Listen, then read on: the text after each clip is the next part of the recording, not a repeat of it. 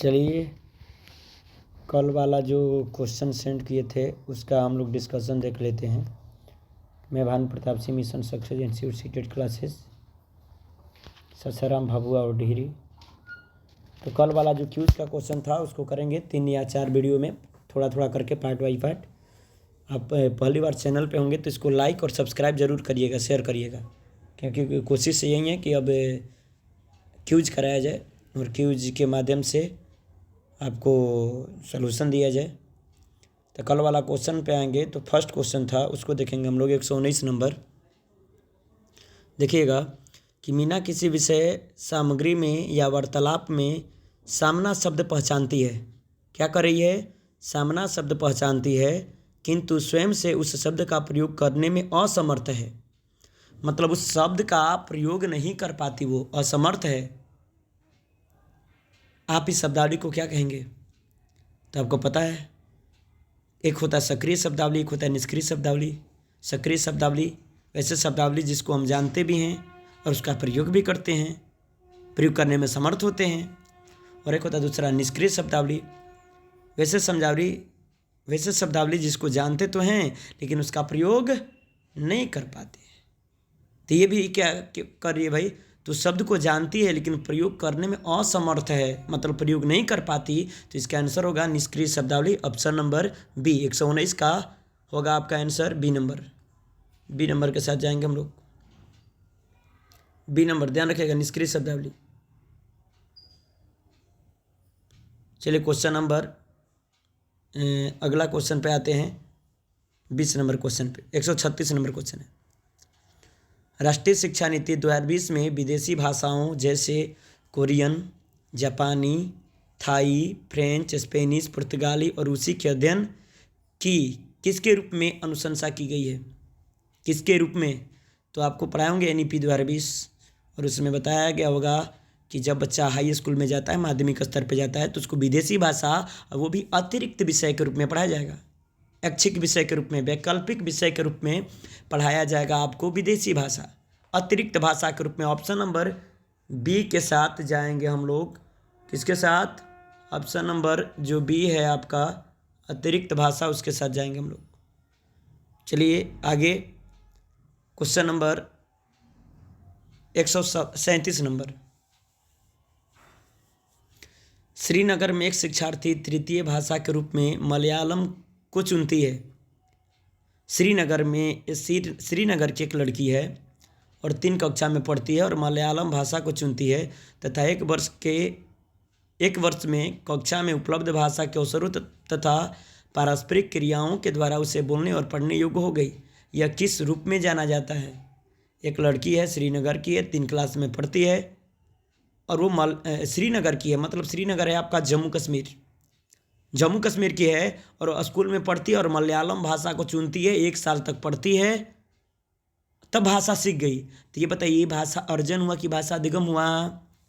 तो वहाँ वो भाषा अधिगम पढ़ रही है। यदि पढ़ करके सीख रही है वो भाषा अधिगम है, और देख करके सीख जाती वो भाषा अर्जन होता। तो यहाँ क्या कर रही है? क्रिया करके, एक दूसरे से बातचीत करके वो क्लास में पढ़ रही है, तब वो सीखी है, मतलब यहाँ भाषा अधिगम है, भाषा अर्जन नहीं है। तो 137 का ऑप्शन नंबर होगा फर्स्ट, 1 नंबर, भाषा अधिगम। 148 बिक्स, बेसिक इंटरपर्सनल कम्युनिकेशन स्किल, आधारभूत अंतर्व्यक्तिक संप्रेषणात्मक कौशल, किससे संबंधित है? तो कब बताए थे कि बिक्स का मतलब दिन प्रतिदिन की भाषा, जो हम एक दूसरे से बातचीत करते हैं। तो इसका आंसर होगा सी नंबर, परस्पर संप्रेषण के लिए भाषा की आवश्यकता होती है। परस्पर संप्रेषण मतलब एक दूसरे से बात करने के लिए किसकी आवश्यकता? भाषा की आवश्यकता होती है। और एक दूसरे से बात करेंगे तो किस भाषा में करेंगे? दैनिक भाषा में ना। तो इसका आंसर होगा सी नंबर, 148 का सी।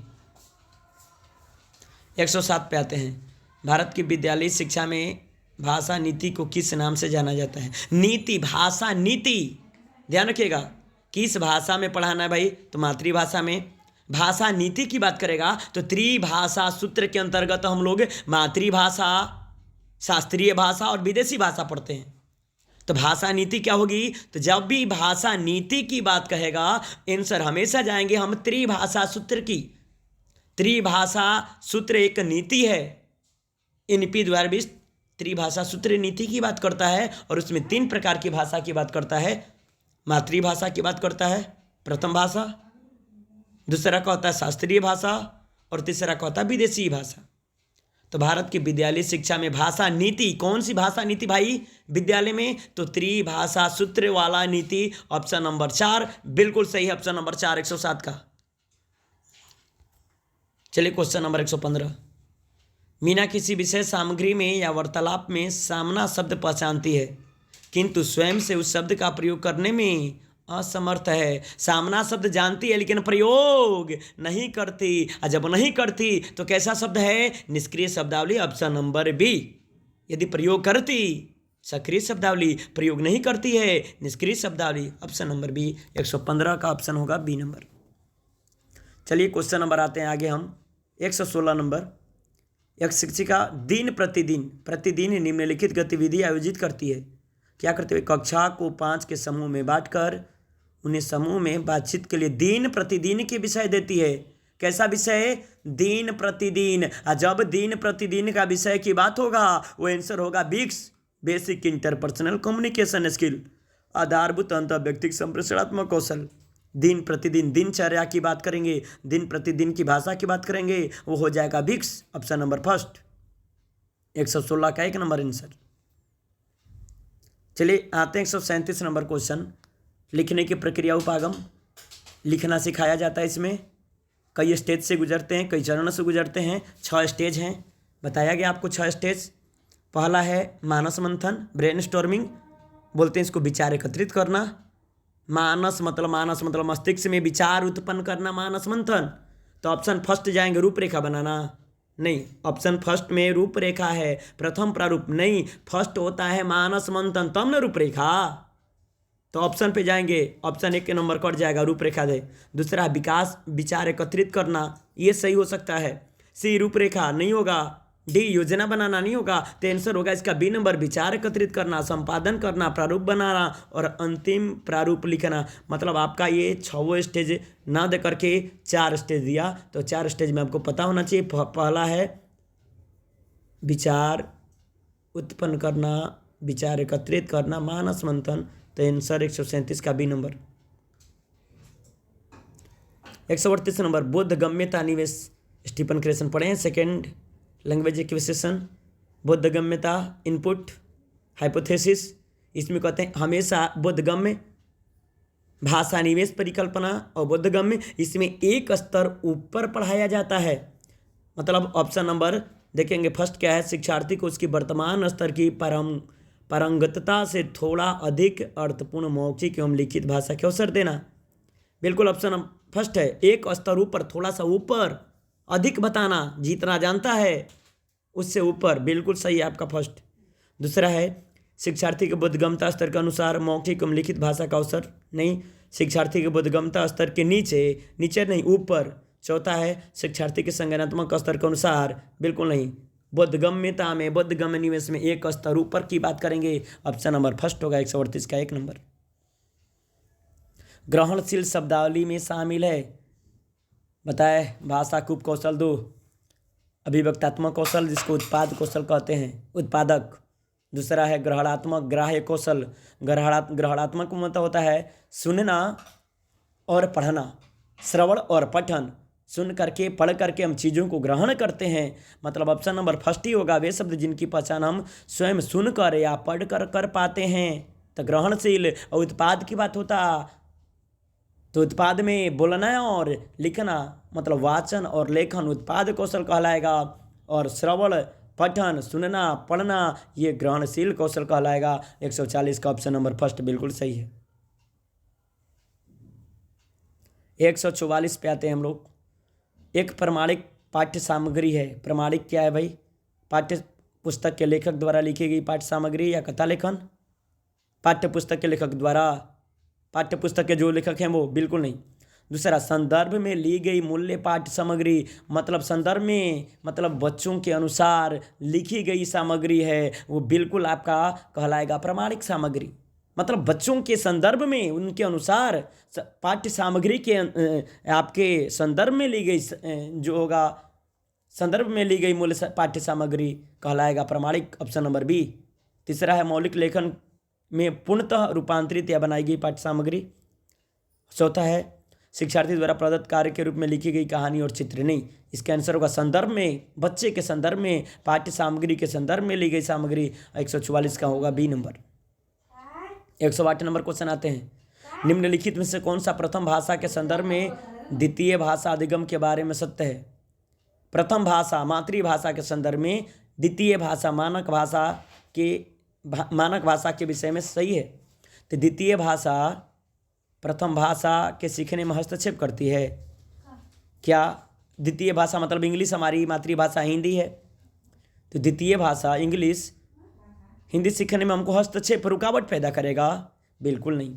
प्रथम भाषा द्वितीय भाषा सीखने में सहायता करती है। प्रथम भाषा हिंदी इंग्लिश सीखने में सहायता करता है। यदि हिंदी नहीं जानेंगे इंग्लिश नहीं सीख पाएंगे। तो ऑप्शन नंबर बी बिल्कुल सही है। प्रथम भाषा द्वितीय भाषा सीखने में सहायता करती है। प्रथम भाषा मतलब हिंदी, द्वितीय भाषा इंग्लिश। हिंदी इंग्लिश सीखने में मदद करेगा, सहायता करेगा, रोल अदा करेगा। तो ऑप्शन नंबर बी होगा 108 का बी नंबर। 113 पे आते हैं, कक्षा 8 की शिक्षिका शिक्षार्थियों को 5 वाक्य पढ़कर सुनाती है तथा उन्हें ठीक उसी तरह लिखने के लिए कहती है। वह श्रवण की कौन सी युक्ति को बढ़ावा देने का प्रयास कर रही है? उसी तरह मतलब जैसे सुनती है सुनाती है वहीं हूबहू लिखने की बात करती है, उसमें परिवर्तन की बात नहीं है। जब हूबहू लिखने की बात करेगा, श्रुत लेख की बात करेगा, सकारात्मक नकारात्मक प्रश्न की बात करेगा, विशिष्ट तत्व की बात करेगा, तो आंसर होगा बॉटम अप, ऊर्ध्वामुखी। ऑप्शन नंबर डी 113 का डी ऊर्ध्वामुखी, बॉटम अप। हो बहुत सुन करके लिखना, सभी शब्द को महत्व दिया जाता है। श्रुति लेख की बात करेगा, सकारात्मक नकारात्मक प्रश्न की बात करेगा, तो आंसर हो जाएगा आपका बॉटम अप मतलब ऊर्ध्वामुखी। ऑप्शन नंबर डी 113 का 100 डी। चलिए 115 आते हैं, संज्ञानात्मक रूप से शैक्षणिक भाषा निपुणता मतलब संज्ञानात्मक रूप से शैक्षणिक भाषा निपुणता काल्प किसकी ओर संकेत करती? भाई काल्प क्या है बताए थे? विक्स दिन प्रतिदिन की भाषा। काल्प का मतलब उच्च स्तरीय भाषा, अमूर्त भाषा, किताबी भाषा। काल्प बोलेंगे संज्ञानात्मक रूप से शैक्षणिक भाषा निपुणता, तब दिन प्रतिदिन तो विक्स हो जाएगा, होगा नहीं। जन्म की पार्टी में बातचीत के लिए भाषा का प्रयोग, जन्मदिन में जाएंगे तो कैसे दिन प्रतिदिन की भाषा का प्रयोग करते हैं ना, तो ये तो विक्स हो जाएगा। अमूर्त विचार तथा उच्च स्तरीय भाषा कौशल के लिए भाषा प्रयोग मतलब ऑप्शन नंबर सी बिल्कुल सही है। अमूर्त भाषा, उच्च स्तरीय भाषा, ये काल्प कहलाएगा। संज्ञानात्मक रूप से शैक्षणिक भाषा निपुणता कहलाएगा। बाकी छोटा छोटा वीडियो आपको ऐसे ही दे रहे हैं, अपलोड कर रहे हैं हम, और आप इस चैनल को सब्सक्राइब कर लीजिए। पहले नंबर वीडियो आप तक पहुँचेगी, अपलोड करेंगे आपके पास जाएगा। लाइक करिए, दोस्तों में शेयर करिए और इस चैनल को ज़रूर सब्सक्राइब करिए। Thank you.